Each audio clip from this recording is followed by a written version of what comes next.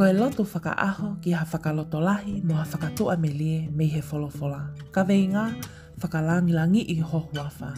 Potu wholofola, teo talono me wahe tolu ua ves tolu ki e wha.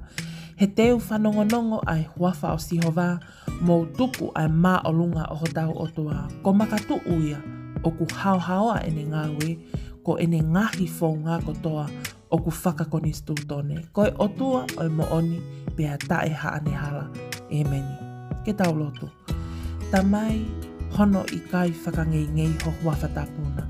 Ko e tui, ko e hau ta e liwa ai a Fiona. O ku mau mata me ato whiiwa he aho kotoa, aho o ngāu e whakaofo, mo e ofali o a kia tek mau tō whahinga o tangata. Eiki, ko e tohenga o eku mo ui, wo whakapapau i, te whai hono whakalangilangi i ho huafa io, ko ho whakamalo, pia mo ho whakalangilangi i, e i hoku ngutu maupe, i ho huafa pe sisu karaisi, ko koe ho mau whakamoui. Amen. Whakamaloa te koe o ke kau mai ke ta loto he hawani, ka pau o ke whanonga ki he ako pe koe ngāwe, whakapapau i e ta lea mo e whakawhotunga kotoa pe, o ne tālai ai langi mo e ngeia o Sihova. Loto mau pe ki he eiki, whainga mali kotoa pe ho o mo ui, pea e whakaai he eiki, ho o ngahi whie mau.